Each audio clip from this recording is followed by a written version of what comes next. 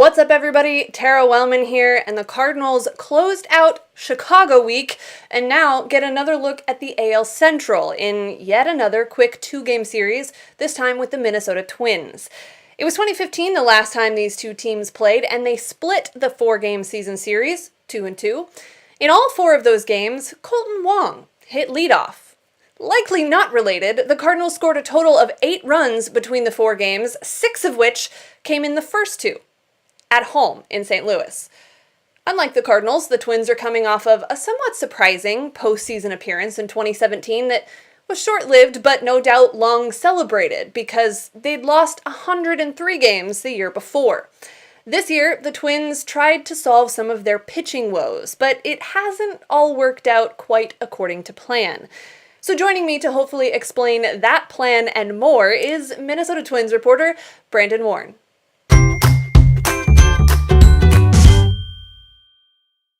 So Brandon, first of all, thanks so much for joining me. How's it going? Hey, not too bad. Thanks for having me on. We want to talk a little bit about the series coming up the next couple of days, but before we do that and get into some of the specifics about this season, I kind of want to take a little bit of a step back because the Twins had a cool opportunity early in the year to play in that series in Puerto Rico. And it was such a cool thing. I didn't get to see a whole lot of it, but what I did see was just one of those things that I feel like probably had a pretty big impact on the guys that were able to go and experience that. So I guess, first of all, having the opportunity for the Twins to go play in Puerto Rico, what do you take away from that? Well, I think it's good to grow the game in places where obviously a lot of talent has come from, but also good for fans to just be able to experience big league baseball that might not all the time. I think, too, the spirit of the island was especially good, considering all they've been through in the last handful of months to almost a year now.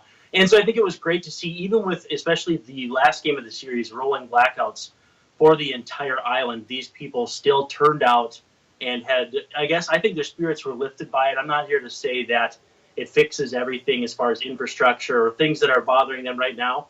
I mean, after all, the stadium had power with generators and a lot of these people didn't. That's kind of indicative of the power structure that we sometimes see in places like that. But I think it was great for them to see not only big league talent, but some of their native sons in Francisco Lindor, Jose Barrios. And so I was pretty psyched to see that. Obviously, Lindor with the home run in the first game, and Barrios looked pretty darn good in the second. So I think they got to see some good baseball in addition to their native sons play quite well in front of them.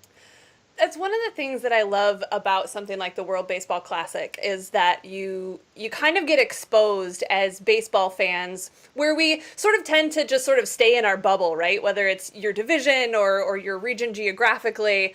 But then when you see that the passion and the excitement and the competitiveness and just sort of the spirit of sport, I guess, not to get too philosophical, but it really does sort of showcase how much alike people really are, and it's just such a cool image, I think, to be able to share that with so many people. Was there much feedback from the players as they came back from that experience and what they thought of having the opportunity to be part of it? Well, I think they all felt it was a fairly unique experience. I know that we have just seen San Diego and the Dodgers play in Mexico, and it sounds like the Yankees and Red Sox will play in London next year. And I think anytime you get a unique experience like that, there will be some positives and some negatives, I'm sure.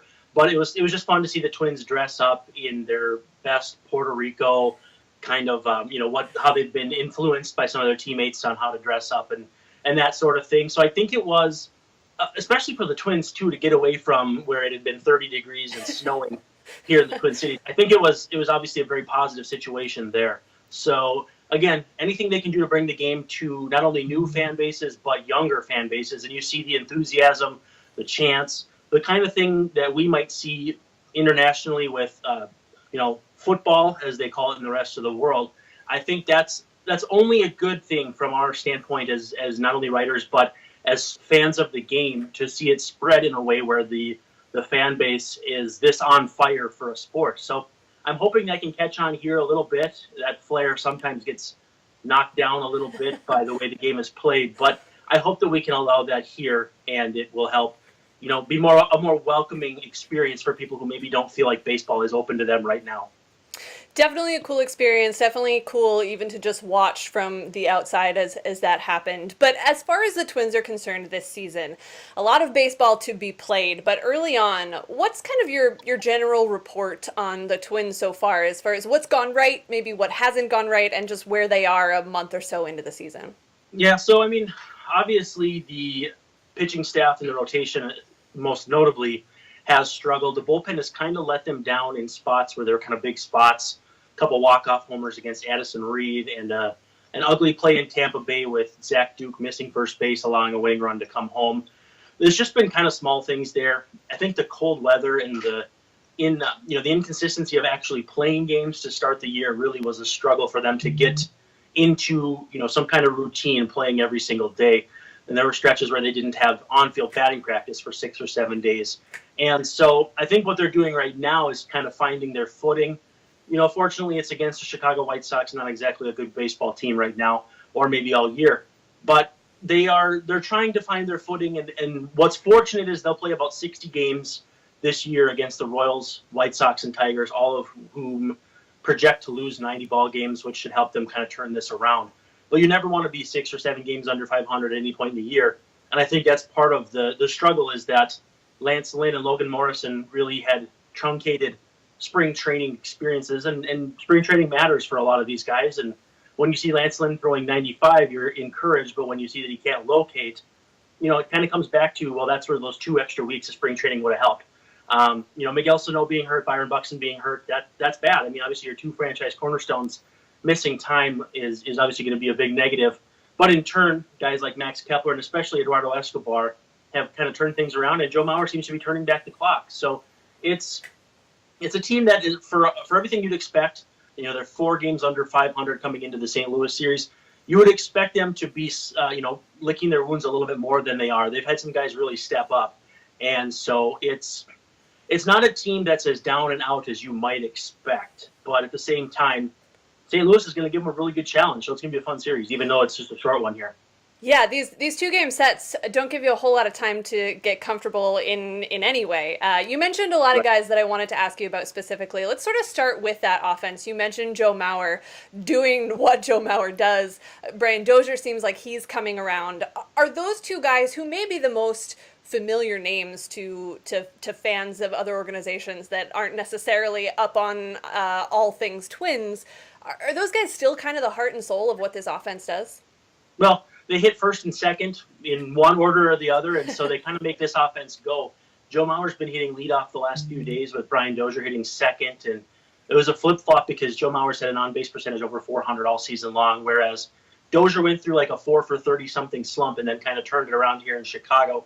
If you want to score runs, have the on-base guy at the top, and that's kind of what they've been planning on. Everything else has been kind of fluid. They've had Eddie Rosario hit 30 times, Max Kepler. Even, Eduardo Escobar has been in the middle of the order, which you wouldn't ordinarily expect from a guy that size or with his career numbers. But Logan Morrison's slow start has kind of got him pushed down the order a little bit, but he's starting to warm up a little bit too.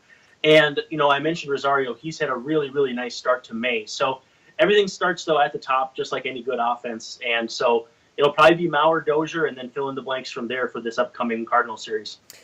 One of my listeners to this show always sends me questions to ask on these series previews. He mentioned that he had just picked up Eduardo Escobar on his fantasy team, and he wanted to know, is this guy legit? Is this something that you see continuing as far as the hot start and the things that he's been able to contribute offensively? No, the problem is he's not really guaranteed his starting job for the entire season because Miguel Sano is the third baseman of record, and so when he's healthy, he's kind of the guy. And Jorge Polanco will be back from a suspension here in about a month and a half. So I'm not so sure I would have done what that guy did. But, hey, maybe he can ride the wave for a month and then flip him back for something else. But at the same time, I think I saw it was for Jeff Samardzija, who is a nice pitcher when he's rolling well. But he's a little too hit or miss for a lot of people in fantasy stuff. So I have no problem riding the Escobar train for now. But I'm not sure if it's something I would ride long term. He's not quite this kind of player. He's a pretty nice player. He's a free agent at the end of the year. But this is unbelievable. He's basically doing his best Miguel Sano impersonation with Sano out. Which is a nice thing to have when you need somebody to step up in that spot. He's also a guy with a lot of personality. Now, that doesn't necessarily translate to production on the field or in any way that there are analytics to define. But how much does having a guy like that, when a team struggles, when they haven't quite found their footing, make a difference in the clubhouse? Well, he keeps everybody loose, whether it's he's got a stuffed horse. He's got some jokes with Brian Dozier about him looking like Paul Walker from the Fast and Furious series. He's got nicknames for everybody. He's got handshakes. He's got all that stuff that you would want to see. And I just think he's a real unifying kind of gravitational force.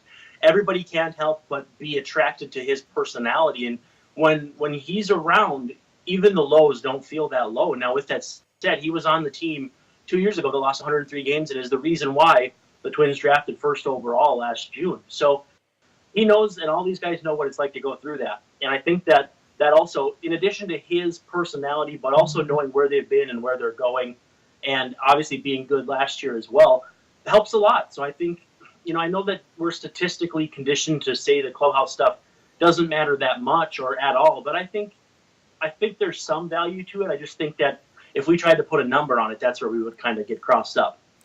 And I think to some degree, there's always this argument about, well, what comes first, the clubhouse culture or the winning? I was having this conversation with someone about the Cardinals the other day because they've got a group of guys right now with the likes of Dexter Fowler and Marcell Ozuna and Colton Wong and Jose Martinez. They're some of the most likable guys that I can remember in recent years for the Cardinals. And they seem to be having just a lot of fun on and off the field. Now, the Cardinals have also had a pretty good week on the field. So which comes first, the clubhouse culture or the wins? I don't know that there's ever really a good answer to that. Well, I think Jim Leyland said that if they're winning ball games, they're going to have fun in the clubhouse by definition. So that was about 10 or 12, maybe even 15 years ago with the Tigers. And yeah, when you win, you can't help but have fun. So I don't know if you're not having, if you're not winning, if you have to flip a switch to have fun, and that just kind of takes hold. I think, though, it's very much a chicken or egg scenario. Yeah, it's definitely a lot easier to just win, and then that tends to take care of a lot of those things. You mentioned Logan Morrison, off to a bit of a slow start. What's sort of holding him back? What is it that isn't clicking for him right now? I think, for a while it looked like his swing was a little long, but I don't know that that's necessarily the case. A friend of mine broke down his swing and said that all the pieces were right. They just weren't quite synchronized. And I think now that's starting to come into form. And I think a swing can look long early in the season when it's cold out and you're not catching up to fastballs, when it's just kind of, it's just a mechanical flaw rather than an actual length issue on the swing. So I don't know if there's been necessarily some small things they've been working on, or if it's been just kind of staying true to what has worked in the past, because obviously his track record of success is pretty short. 30 home runs plus last year with the Rays. And then like the 2 years before that, he had even fewer combined. So I think part of that too, there's kind of that dynamic of, if a slump is easier to deal with if you're a veteran, well, does that change if you've been this type of hitter for only a year? So I think he's working through some things both mentally and physically. And I really do think he's come around. He did have a big hit against a lefty today too, which is always tough for left-handed hitters. So I think it'll be a couple more weeks and he'll pretty much be back to his norms number-wise, which is obviously a very, very good sight for sore eyes. I was going to ask sort of what your expectations are of him, because over the course of the offseason, and actually for the last couple of years, the Cardinals always seem to end up in the rumors regarding Logan Morrison. What were your expectations for him and how he fits into this team and what the Twins are trying to do? Well, it wasn't clear that the Twins would need a designated hitter because Miguel Sano had a leg issue that kind of bothered him towards the end of last year. And so there was a question of if he would come back 100%. And, by the looks of it, his leg is fine. It's his hamstring now that's bothering him. But with, the team hit last year. They scored a whole bunch of runs with Sano on the shelf in the second half. Obviously, Escobar picked up the slack back then, too. So I think the thought was they were going to have pitching, and more pitching, and probably just leave the offense as is. Well, at the end of the day, that leaves you with Robbie Grossman DHing, which is obviously not ideal. So they basically had Morrison fall into their laps. It's a little surprising that the first baseman that signed with Cleveland, the name is escaping me right now, Yonder Alonso. They had very similar seasons. Alonso signed very early in the in the off season, whereas Morrison kind of had to wait. I don't really understand why one guy signed and one didn't. The rumor was that Morrison had gotten a deal or an offer similar and had shot it down. But at the end of the day, I think they're very similar players, and I think you can expect probably 25, 28 homers, pretty good on base percentage, and then he also can take pressure off Joe Mauer defensively at first, like he did today, which is good. You want to keep everybody's legs feeling healthy, and I think that's what they're trying to do here. And so I think he fits really well in the culture, though. He's kind of an intense guy, as we saw with his Twitter account. But we might have gotten vibes of him being kind of a shaky character guy or anything. And so far, I haven't seen anything to that effect. Everybody seems to really like him as a personality. It's always good when that's the way that goes and not the other way around. You expect someone to come in and be a clubhouse guy, and they're not. Right. Yeah, they've got this power structure with Torrey Hunter and Michael Kadire and LaTroy Hawkins and a lot of retired players who can do this kind of recon work. They've played a lot of places. They know a lot of people that they can call up and ask, hey, is Zach Duke a good clubhouse guy? Is Logan Morrison a good clubhouse guy? Is Lance Lynn a good clubhouse guy? Obviously, some of those guys you guys are familiar with. And so it helps to have that kind of expertise from guys who have played recently and have a very wide web of contacts still in the game. Yeah, it's nice to have that sort of relevancy from the guys that you can draw from their experience. Now, you mentioned some of the injuries, one of them being Byron Buxton. What is missing from this team with him out of the lineup and out defensively every day? I watched him. I work a lot of minor league games during the season, and when he played in the Midwest League, I saw a lot of Byron Buxton. I know what he can bring to the table even then. So what's missing from this team without him? Well, your lineup just gets that much shorter, and the bench was already a three-man bench. So when Sano got hurt too, they had to make a move pretty quickly. The trouble is you might like your starting lineup, but when you're forced to play someone off the bench every day, you have to go get someone from the minors who didn't make your club, and suddenly, again, your lineup's shorter, your bench is shorter with guys that you really don't want to see every single day, whether it's Ron Lamar or Brianza or Gregorio Petit at this point. Basically minor league lifers. And so, Bobby Wilson came up because Jason Castro's hurt now. It's tough. When your lineup gets that much shorter and you start adding guys to the bottom of it who are, I wouldn't say automatic outs, but are certainly guys that are not bat first players. A good offense becomes mediocre really quickly when you miss 15 or 20 games of a guy who you expected to get 500 or 600 at bats. It's easy to forget that 15 games is almost 10% of the season, and that's what the old disabled list used to be. So as much as we think it's just 2 weeks or 10 days, it adds up quickly. And especially with Buxton defensively too, the drop off from even Max Kepler, who I called a B+ defensive center fielder, like the drop off is massive. It's like, you guys know, going from, Albert Pujols to maybe Matt Carpenter, it's a big drop off. It doesn't mean that it matters a ton for the team on the whole, but there are certain plays or certain instances where it really stands out. And, Kepler had a few plays he didn't make that were, 80% hit probability plays according to StatCast, and we're used to Buxton making those when you watch them. So it's not necessarily egregious, but you can definitely feel on individual plays where you miss a player such as Buxton. It sounds like, from what I've heard and from what I've seen from you, you're pretty high on Kepler. Why is that? Yeah. What do you like in what he has to offer, even if it's not Byron Buxton defensively, which, let's be honest, not many people are? What is it that he's sold you on? It's a really good approach, and he's really smart. And the other thing, too, is he was a very raw athlete coming out of Germany. His parents were dancers, I believe, is how the story goes. And so he kind of learned baseball on the fly in America as a teenager. And then it's been a slow burn for him at every level. He went from struggling in the, I want to say, Midwest League to within 2 years, he was the MVP of the Southern League over Orlando Arcia, who's a pretty darn good player in his own right. And when Kepler was an MVP in AA, he was killing left-handed pitching. Well, that was the one thing that had really evaded him to this point in the big leagues. And now I think he's got almost as many extra base hits this year against lefties as he had all of last year. So I felt like that was kind of the last thing he was missing. The eye at the plate against righties is good. He has enough pop. He's got a nice line drive swing. I don't know if he'll ever hit 25 homers or anything like that, but the total package as a player here is pretty nice. He moves good in the outfield. He's got a fairly decent arm.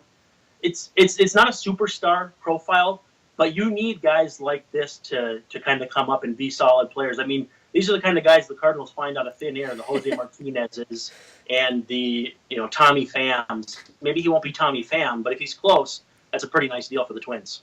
Yeah, let's be realistic. Not many people can be Tommy Pham. And I don't know that many people would have said Tommy Pham would be Tommy Pham. So you're right. Sometimes these guys come up and, you mentioned minor league lifers. I mean, that sort of was Jose Martinez until about a year ago. And all of a sudden, he's turned a lot of heads, as has Tommy Pham. So you never know when one of those guys is going to step up and be something special. But even if they don't, you're right. Every team needs those guys that are just going to be really solid in every aspect of the game and that can do that consistently. Now, you mentioned pitching being kind of a focus for the front office over the course of the offseason.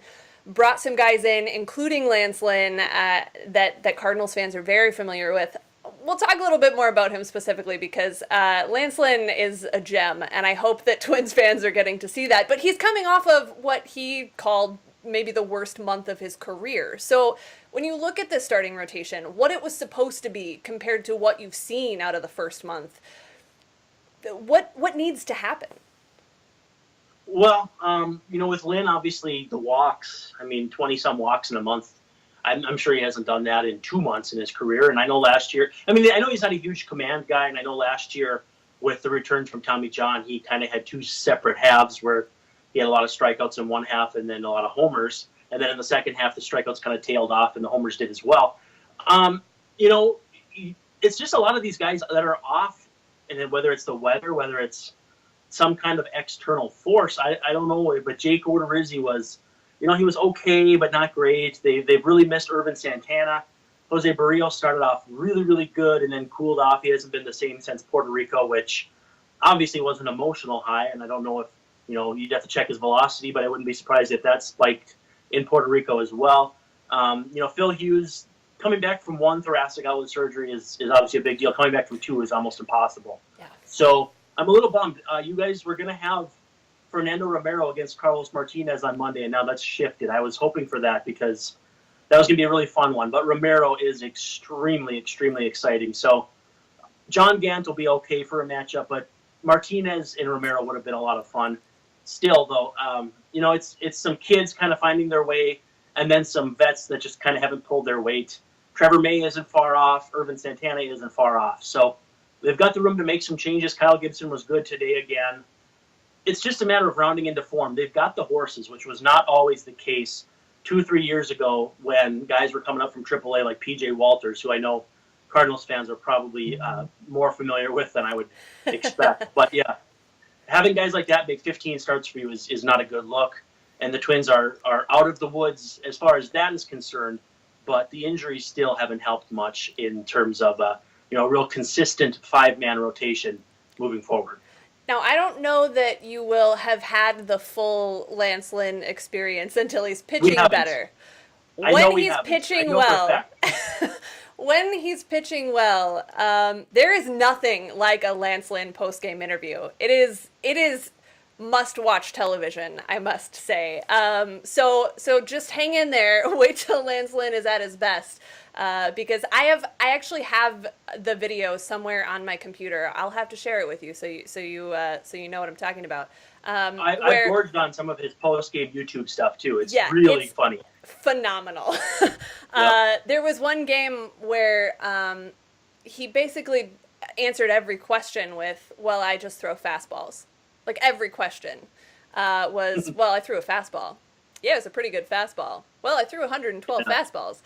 Just pure gold. So I hope that for your sake, for Twins fans' sake, I hope that Lance Lynn gets back to form so that you can really take it all in. It's so weird. I haven't covered one of his starts yet either. They've all fallen on my off days, which is kind of a bum deal. But I suspect I'll get his start against St. Louis here next time around in 10 days, because I know that he's scheduled right now to face St. Louis in Minneapolis here next time around. So he'll get his old friends, and who knows what he's got up his sleeve. I'm sure it's fastballs, though. Probably. That's according to him. That's Yeah. all he ever throws. Um, you mentioned the matchups for this series, though, and you're right. It was supposed to be Romero versus Martinez. Things got shifted around a little bit. That would, on paper, that had the makings of kind of an instant classic as far as pitching matchups go, with just the potential and the raw talent from those two guys. Now, Romero just made his debut. He's an incredible talent for the Twins. I believe you were at that game. For people who haven't seen him pitch, what are we looking for out of Romero in this start? He throws hard. He's got a really nice slider. Good feel for pitching. He's a very smart kid. He came into the clubhouse bouncing off the walls that day. So the energy, if it was nervous energy like Red Bull times 3. But he really harnessed it well, and he got into a couple spots where he kind of had to calm himself down. He got a double play ball from, I want to say it was Teoscar Hernandez, but only one extra base hit. I mean, the stuff is really good, but just like any other star pitcher of that caliber and of that type, the command is going to rule the day. I think you guys have seen that with Martinez just as well. Some nights he'll walk 7 batters, and he can still be dominant in that start. He might just only give up 1 or 2 hits instead. So that's going to be kind of the story of his early career, is how quickly he hones his command. Again, and assuming he stays healthy, because anybody who throws 96 to 98 is going to have to deal with that sooner or later. So very, very exciting, fun arm. And to that end, I don't know much about John Gant, so it'll still probably be a pretty good matchup, but I just don't think it's as fun as Romero versus Carlos Martinez. It's not quite the headliner, that's for sure. But John Gant is a guy Right. who the Cardinals are pretty high on. He's been in Memphis most of the last 2 years. He made a relief appearance a couple of weeks ago and pitched 3 perfect innings and then went back down to Memphis. So this will be his first major league start this year. He's a guy that uses the fastball a lot. He's got a changeup and a curveball that are pretty good. In particular, the curveball, he doesn't throw it a ton, but it's good when he throws it. And he just has a lot of life on that fastball. So I'm just as interested to see how he fares against major league hitters in his first start, because there's a lot to like. There's just not been a lot of opportunity for him at the major league level. He's one of those guys that I don't know that we want him making 8 or 9 starts this year, but to have him there as one of the first couple of guys up. The Cardinals have had Jack Flaherty make a couple of starts, and now John Gant getting a chance to start. He's a good tool to have at their disposal, but not quite the premier matchup. Then, of course, in Game 2, you mentioned Odorizzi, and then that will be when Carlos Martinez pitches. Jake's had a little bit of trouble this season. You mentioned a little bit of sort of what's been going on there, the slow start. What do you want to see out of him that would signal progress on his part? Probably just keeping the ball in the ballpark. I think that's where it begins and ends with him. I mean, the stuff is not that impressive. It's 92 and up, but it's spin rate, it's deception, it's location. When he does all those things well, he's just, you watch him pitch and you're not that impressed. It's not like you're watching James Shields, who's like 88, 89 nowadays. You don't get that frustrated that a pitcher like that's beating you, but it's still like you don't really quite get what the deal is when you're watching it, because he looks a little more hittable than you'd expect. He's really tough on lefties, so he's a reverse split kind of guy. And I think it's because he's got kind of a fading split change that he throws that's just really hard to pick up out of the hand. And so, anytime a righty can neutralize lefties, he's got a chance. It's just a matter of, again, you got to keep the guys like Jose Martinez in the yard, because that's where it's going to begin and end with him. He has way too many starts of 2 or 3 home runs. When he can hold it to 1 or 0, that's just like any other pitcher. He's going to be successful more often than not. But again, yeah, it's hard to see what the hype was about with him, because he doesn't have big flash. He's not physically imposing. Doesn't get a ton of grounders. But sometimes guys like that are like Jose Quintana. They just go out and beat you, and you just kind of are left throwing your hands up and not really sure what you just saw. But when it happens more often than not, there must be something there.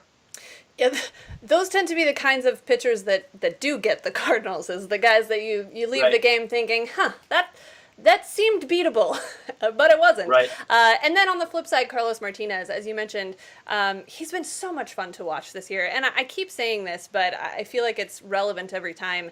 Even if he didn't play for the team that I focus on, I would want to watch Carlos Martinez starts. He's that exciting to watch. And I want to get your opinion on him, because I know you were excited about the potential of a Romero Martinez matchup. So what do you see when you watch a guy like Carlos Martinez and what he's been able to do in a relatively young career, but especially this season so far? I think where I put him is in kind of this class of raw talents that have done a lot and can still do so much more. It's just a matter of being basically a ball of clay that can be molded, whether it's by a pitching coach or by their own work ethic. I think of Danny Salazar in a similar way. These guys have all the physical talent in the world, and even on their days where they don't have their peak stuff, they can beat some pretty good offenses. Obviously, Martinez is much more accomplished, and so what I really like about him, in addition to the velocity and the stuff, I like anybody that gets strikeouts along with grounders. Command is obviously the kind of the galvanizing force of those three, but when you can strike out, around a batter per inning and get 50% grounders or thereabouts, that's kind of what I look for when I'm trying to figure out who's going to be an ace. And, I think in some ways, he's had some hiccups where the strikeouts maybe didn't come quite as quickly as people wanted, or he'd have situations where he would walk 5-6 batters and just not look on his game. But you just can't quit on a talent like that. A guy that throws mid-90s heat and just looks electric on the mound. It might be just his aura, the way he carries himself, but it's contagious. And like you said, even if you don't have a rooting interest or you're getting paid to write a story about the game or do a podcast about it, you can't help but flip the TV on and be entertained for a couple hours while these guys are in the game. And, the difference is which of those guys take the next step. And Martinez, to me, seems like the kind of guy who's certainly capable of it. Again, just like we always say, assuming they stay healthy, which is obviously the biggest issue in today's game, is keeping pitchers healthy, which I'm not sure we have a better answer for now than we did 5 years ago. Yeah, that's a great point. There seem to be more injuries than ever, and not as many answers to go along with it. But Carlos, outside of his opening day start against the Mets, I think has made some really significant strides this year in being able to sort of really pitch and not just throw, and also be able to sort of work through those moments where his mechanics aren't quite right and get them back to where they need to be, which is an improvement over instances where, like you said, he'll walk 7 and then strike out 7 and you have no idea what you just saw because it was so inconsistent. And outside of that opening day start, the consistency has been, I would say, significantly improved, which is a great thing for Cardinals fans, and for anyone who likes good pitching, which hopefully we'll see some of in this series. And then we'll get a look at Lance Lynn maybe the next time around, and I hope you get to experience the full Lance Lynn at that point as well. So I'll let you get back to your evening, but thanks for taking a little bit of time to talk about the Twins with me. Yes, thank you so much. Well, the Twins are coming to town on a bit of a winning streak, 3 straight for the Minnesota team. The Cardinals coming off of what was, by most accounts, a pretty successful week, at least as far as the on-field results. But off the field, well, there are some guys that will stay off the field. Dominic Leone went down. Bud Norris is out for at least a couple of days. Tommy Pham is out for a couple of days, but it's Tommy Pham, so we'll see. And then, of course, Yadier Molina going down with an injury that will keep him off the field for, doctors say, 4 weeks. We don't know what Yadier Molina has to say about that. But nonetheless, the Cardinals are a little worse for the wear after Chicago week, and there's no rest for the weary. Straight into 2 with the Twins before the next off day. So we'll have to see who steps up for the Twins and for the Cardinals. Thanks again to Brandon for joining me. Be sure to follow him on Twitter to check in on Lance Lynn every now and then. I'm Tara Wellman. I'll see you next time.